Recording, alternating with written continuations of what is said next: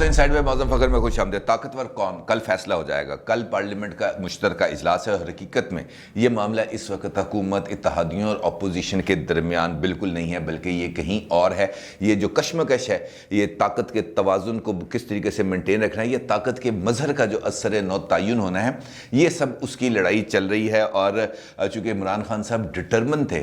کہ میں نے 20 نومبر سے پہلے ہی پارلیمنٹ کے مشترکہ اجلاس کے اندر وہ ساری کی ساری قانون سازی کو مکمل کرنا ہے جو میرے اگلے ایجنڈے کے لیے ضروری ہے، لہٰذا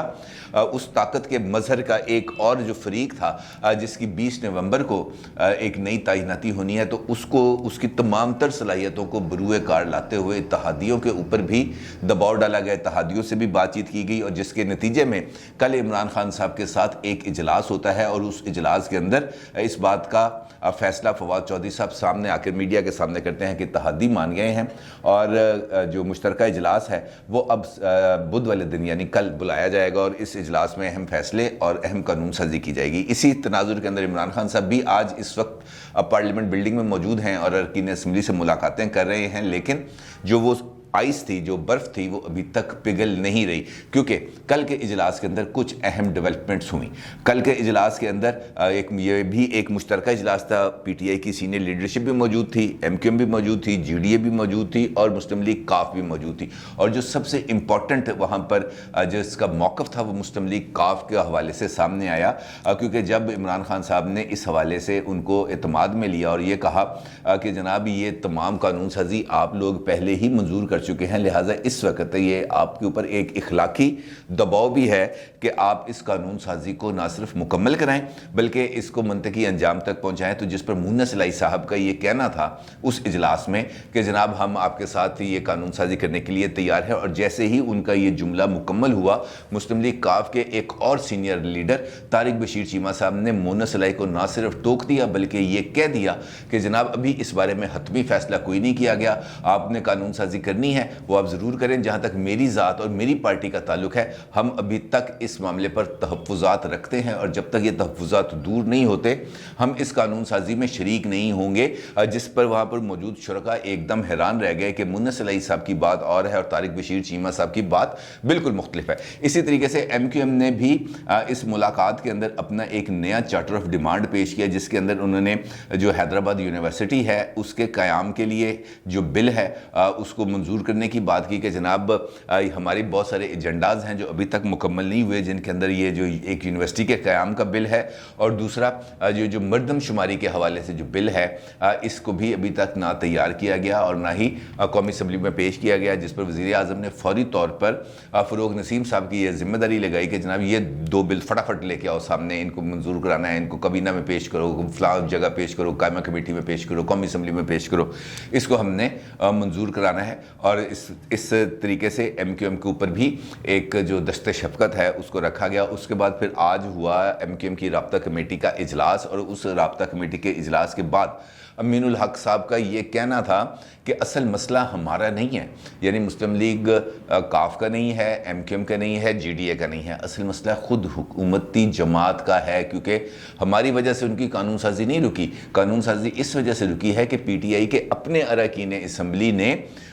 اس مشترکہ اجلاس میں شرکت سے نہ صرف معذرت کی تھی بلکہ انہوں نے اس قانون سازی کے اوپر بھی بہت زیادہ تحفظات کا اظہار کیا تھا، اور یہی وہ بنیادی نقطہ ہے جس پر عمل درآمد کرنے کے لیے عمران خان صاحب نے ایڑی چوٹی کا زور لگایا اور اس شخصیت کی بھرپور آنت حاصل کی، اس کی مدد حاصل کی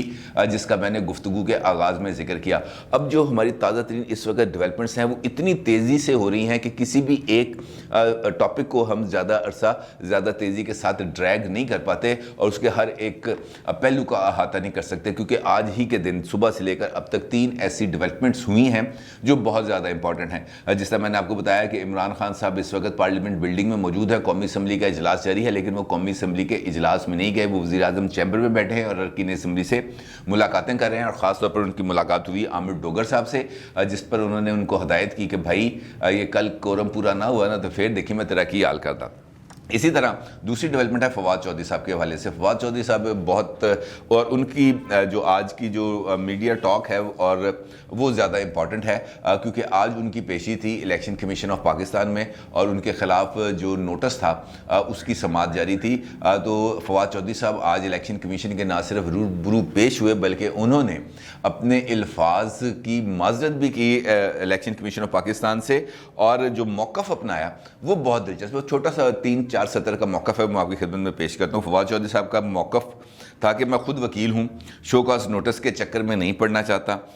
इस पर जो इलेक्शन कमीशन के रुकन थे उनका ये कहना था वकील तो अदालत से लड़ाई नहीं करते, अदालत के अंदर लड़ाई होती है, अदालत के बाहर लड़ाई नहीं होती। जिस पर फवाद चौधरी साहब का ये कहना था कि चीफ इलेक्शन कमिश्नर का ज़ाती एहतराम है, मैं काबीना का माउथ पीस हूँ, अक्सर वो बातें करता हूँ जो मेरे अल्फाज नहीं होते। और उसके साथ साथ उनका ये कहना था कि बतौर वज़ीर इत्तलात जो बात करता हूँ वो काबीना की पॉलिसी होती है, हम जजेस और इदारों का एहतराम करते हैं और इस एहतराम पर किसी किस्म का कोई कॉम्प्रोमाइज़ नहीं होगा। अब ये जो उनका 2 जुमले हैं ये इसी के अंदर सारी कहानी मुस्तकबिल की पोशीदा, बल्कि अगर मैं ये कहूँ कि जो लाइन दी है फवाद चौधरी साहब ने इलेक्शन कमीशन को वो बहुत ज़्यादा इंपॉर्टेंट है। उनका कहना है कि मैं माउथ पीस हूँ, यानी जो काबीना के अंदर बात होती है, जो फैसले होते हैं, जो टेम्परेचर होता है, उसी टेम्परेचर को बाहर आकर मैं एक्सपोज करता हूं। काबीना के अंदर जो बात, जो फैसले होते हैं वही आकर बताता हूं, मेरी अपनी राय नहीं होती। यानी अगर उन्होंने इलेक्शन कमीशन के हवाले से नेगेटिव बातें की, अगर उन्होंने इलेक्शन कमीशन पर तनकीद की, अगर उन्होंने इलेक्शन कमीशन पर ये इल्ज़ाम लगाया कि वो मुस्लिम लीग नून की पॉलिसी को टो कर रहे हैं, अगर उन्होंने इलेक्शन कमीशन पर ये इल्ज़ाम लगाया कि इलेक्शन कमीशन इस वक्त एक जानिबदार इदारा बन चुका है, तो फवाद चौधरी साहब ने कहा ये मेरी बात नहीं, ये काबीना की बात है जो मैंने आप तक पहुँचाई। और काबीना को हेड कौन करता है? वज़ीर आज़म इमरान खान साहब। तो इसका मतलब ये है कि फवाद चौधरी साहब ने between the lines election commission को ये कहा कि भाई मेरे खिलाफ कार्रवाई ना करो, वो असल बंदा उधर बैठा है, उन्हों पढ़ो। यानी जो हैं इमरान खान साहब वो हैं बुनियादी तौर पर जिम्मेदार इस सारी सूरत हाल के। जो मैंने तनकीद की वो मेरे अपने अल्फाज नहीं, ये खुद उनका कहना है, मैं ये बात नहीं कर रहा। उन्होंने कहा कि अक्सर वो बातें करता हूँ जो मेरे अल्फाज नहीं होते। मतलब उनका यही है कि जनाब जो बात मैंने की है वो बात एज इट इज़ नहीं है, बल्कि वो तमाम की तमाम बातें काबीना की हैं, और काबीना को चूँकि वज़ीर आज़म इमरान खान हेड करते हैं, लिहाजा इसकी जो जिम्मेदारी है उसको भी फिक्स किया जाना चाहिए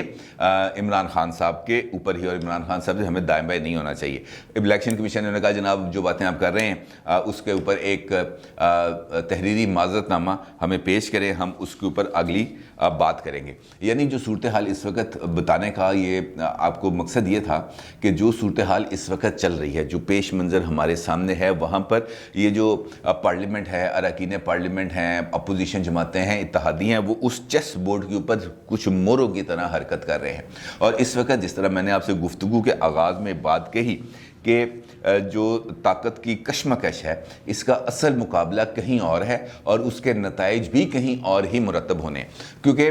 जो हमारी इस्टेब्लिशमेंट है इस वक्त, अब अगर हम उसका थोड़ा सा इस वक्त जायज़ा लें और गुज़िश्ता 4-5 महीनों में होने वाले जो पॉलिटिकल डेवलपमेंट्स है उसके ऊपर देखें तो इस बात का बड़ी क्लैरिटी के साथ अंदाज़ा होता है कि इस्टेब्लिशमेंट भी 2 जगहों पर तकसीम नज़र आती है। एक इस्टेब्लिशमेंट का हिस्सा है जो इमरान खान को आउटराइटली सपोर्ट करता है, और दूसरा वो हिस्सा है जो इस वक्त ये बात को महसूस करता है कि जो मौजूदा हुकूमत की पॉलिसीज़ हैं, जो उनका तर्ज़ अमल है, जो उनका अंदाज़ हुक्मरानी है, जो उनका गवर्नेंस का तरीका है, वो किसी तौर पर भी ना आवाम की फलाह बहबूद की तरफ जा रहा है और ना ही उससे वो मतलूबा नताइज हासिल हो सकते हैं जो 10 साल मनसूबे के तहत डिज़ाइन किए गए थे। और इसी वजह से ये जो रिफ्ट है, ये जो कशमकश है, ये बढ़ती चली जा रही है। एक ग्रुप वो है जो ये समझता है कि हमें इस मसले का ना सिर्फ फौरी हल निकालना चाहिए बल्कि उन गलतियों का भी अजाला करना चाहिए जो हमसे हो चुकी हैं।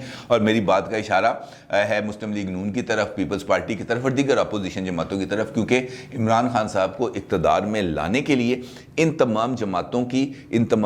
की लीडरशिप की, इन तमाम जमातों की जो क़यादत है उसकी ना सिर्फ भरपूर तरीके से करैक्टर असैसिनेशन की गई, बल्कि गुज़िश्ता 5 साल में ان تمام لیڈرز کو بالکل اسی طریقے سے ٹریٹ کیا گیا جیسے انڈیا کے اندر دلت کمیونٹی کو جو ہے وہ ٹریٹ کیا جاتا ہے. لہٰذا یہ جو دوسرا گروپ اور یہ جو دونوں دھڑے ہیں اس وقت اسٹیبلشمنٹ کے, وہ باہم ایک دوسرے سے اس وقت آنکھوں میں آنکھیں ڈال کے کھڑے ہیں. اور جس طریقے سے میں نے آپ سے گزارش کی کہ عمران خان صاحب یہ چاہتے ہیں کہ وہ یہ تمام اہم ترین قانون سازی مکمل کریں 20 نومبر سے پہلے تاکہ وہ مطلوبہ نتائج حاصل کر سکیں, تو اس کے لیے بھی ضروری یہ تھا کہ عمران خان صاحب کی جو سپورٹ پہ جو لوگ موجود ہیں وہ کھل کر ان کے سامنے آئیں. اور اس کا ہم نے کچھ عملی مظاہرہ دیکھا, کیونکہ پی ڈی ایم کی طرف سے جو اپوزیشن قیادت ہے اس کی طرف سے یہ بات سامنے آئی ہے کہ اس وقت اتحادیوں کے اوپر بہت زیادہ دباؤ بڑھتا چلا جا رہا ہے, اور دباؤ یقینی طور پر جس طرف سے آ رہا ہے وہ بھی اب سب کو علم ہے. اور اس رفٹ کی وجہ سے جو بے شمار ابھی تک جو فیصلہ سازی ہے وہ مکمل نہیں ہو سکی, اور جو اراکین اسمبلی ہیں وہ شطرنج کی بساط پر موروں کی طرح کام کر رہے ہیں. اب ایک ہائپوتھیٹیکل چیز آپ کے سامنے پیش کرتا ہوں ممکنہ طور پہ, اور یہ اگر آپ یہ سمجھتے ہیں کہ یہ بات کسی جگہ پر ہوئی ہے تو اسی تناظر میں آپ کے سامنے پیش کر رہا ہوں. کسی بندے سے میں نے پوچھا کل کہ بھائی اگر یہ مشترکہ اجلاس جس طریقے سے مکمل ہوتا ہے اور اس کے اندر عمران خان صاحب نے جو قانون سازی کرنی ہے وہ قانون سازی مکمل کر لیتے ہیں تو اس کے آفٹر ایفیکٹس کیا ہوں گے, کیونکہ میرے خیال میں اسٹیبلشمنٹ اوورسیز پاکستانیوں کا جو ووٹنگ رائٹ ہے اب وہ انٹرنیٹ کے ذریعے جو آ رہا ہے اب وہ ان کے لیے بہت زیادہ سپورٹیو ہوگا, کیونکہ وہ بہت آرام سے ان 80 لاکھ ووٹوں کو اپنی مرضی کے مطابق نہ صرف چلا سکتے ہیں بلکہ اس کے بعد تو انہیں کسی بھی جگہ پر آ کر کھل کر سامنے ڈبے اٹھانے کی, دھند پڑنے کی, پریزائڈنگ عملے کو غائب کرنے کی, موریں لگانے کی, دو موریں لگانے کی, ووٹوں کو کینسل کرنے کی, ان کو اس سارے جو چکر ہے اس کے اندر جانے کی ضرورت نہیں پڑے گی. وہ سمپل ان 80 لاکھ ووٹوں کو یوٹیلائز کریں گے اور جس پارٹی کے حق کے اندر انہوں نے ٹلٹ کرنا ہوگا وہ ووٹ اس طرف ٹلٹ کر جائیں گے اور مطلوبہ نتائج حاصل کریں گے, کیونکہ اسٹیبلشمنٹ کی گیم بھی 35-36 سیٹوں کی ہوتی ہے, اس سے زیادہ کی وہ کوشش بھی نہیں کرتے, اور انہی 35-36 سیٹوں کے حساب سے وہ پارلیمنٹ کو اپنے دباؤ میں رکھتے ہیں. تو اس شخصیت کا یہ جواب تھا مجھے کہ آپ کو اس بارے میں پریشان ہونے کی کیا ضرورت ہے. اگر یہ پارلیمنٹ مشترکہ اجلاس کے اندر اس قانون سازی کو مکمل کر بھی لیتی ہے تو کیا گارنٹی ہے کہ 15 دن بعد, 20 دن بعد, مہینے کے بعد اگر پارلیمنٹ کے اندر یعنی ان ہاؤس کوئی تبدیلی سامنے آ جاتی ہے اور اس کے بعد پھر پارلیمنٹ کا ایک اور مشترکہ اجلاس بلا کر یہ والی تمام قانون سازی کو واپس لے لیا جاتا ہے, منسوخ کر لیا جاتا ہے, اس کو رد کر دیا جاتا ہے, کالا دم قرار دے دیا جاتا ہے, تو اس کے نتیجے میں کیا ہوگا؟ یہ تمام چیزیں بڑے آرام سے ہو سکتی ہیں. اس وقت جو ایونٹس کی اکرنس ہے آپ اس پر توجہ دیں, اور وہ اکرنس اس وقت جو ثابت کر رہی ہے وہ یہ ثابت کر رہی ہے کہ ماضی کے اندر جو کچھ ہوا ہے اس غلطیوں کے وہ جو غلطیاں ہیں ان کے ازالے کا وقت ہے, اور جب تک غلطیوں کا ازالہ نہیں کیا جائے گا آگے نہیں بڑھا جائے گا. اور یہ بات کسی حد تک لاجیکل اس وجہ سے بھی لگتی ہے کہ اگر جو اس وقت شخصیت موجود ہیں اور 20 نومبر تک انہوں نے رہنا ہے, وہ اپنا پورا زور لگا کے, پنجابی کے اندر ٹل دا زور لا کے, ٹل کا زور لگا کے اگر یہ اس حق کے اندر عمران خان صاحب کو پارلیمنٹ کے اندر کسی طرح کی مجموعی اکثریت دلوا دیتے ہیں اور یہ قانون بن بھی جاتا ہے تو اس کے واپس ہونے کا یا اس کا عدالتوں کے ذریعے رد ہونے کا امکان موجود ہے. اور میرا یہ خیال ہے کہ اصل معاملہ بھی یہی ہے کہ عمران خان صاحب اور ان کی طرف سے کیے گئے تمام اقدامات کو اس حد تک کنٹروورشل کر دیا جائے, اس حد تک متنازع بنا دیا جائے کہ کسی اور کو کچھ کرنے کی ضرورت ہی نہ پڑے. یہ قوانین بنے, پارلیمنٹ میں جائے, سپریم کورٹ میں جائے, وہاں پر چیلنج ہو اور سپریم کورٹ ان کو رد کر دے تو اس کا, یا ان کو پارلیمنٹ میں واپس بھیج دے کہ جناب اس پر دوبارہ نئے سرے سے غور کیا جائے. تو یہ وہ ایسے پروسیس ہیں جس سے حکومت کی جو رٹ ہے, جو اس کی بنیاد ہے, اس کے اوپر بہت بڑی زک پہنچے گی, اس کو بہت بڑا نقصان پہنچے گا اور اس حکومت کو خود گرنے کا موقع دیا جائے گا. اور یہی وہ میرا خیال ہے کہ بنیادی نقطہ ہے جو اس وقت اپوزیشن کے بھی مطمئن نظر میں ہے، اور وہ بھی یہ چاہتے ہیں کہ آخری حملہ کرنے سے پہلے ماضی کے اندر جو کچھ ہوا ہے اس کا ازالہ بھی کیا جائے، اور عمران خان صاحب کے جو اقدامات ہیں انہی کے دور کے اندر نہ صرف چیلنج ہوں بلکہ منسوخ ہوں، اور اسی دور کے اندر اپوزیشن اراکین کے بھی تمام مقدمات واپس ہوں، تاکہ کل کو عمران خان صاحب یہ کہہ نہ سکیں کہ جناب ان کی حکومت آئی، انہوں نے خود کو بری کرا دیا۔ وہ یہ چاہتے ہیں کہ عمران خان صاحب کے دور کے اندر جو الزام لگے وہ عمران خان صاحب کے دور کے اندر ہی کلیئر ہوں، اور اس کے لیے یہ جو ساری مہم ہے یہ چل رہی ہے۔ دوسری جانب کچھ اطلاعات اس قسم کی بھی مجھے ملی ہیں،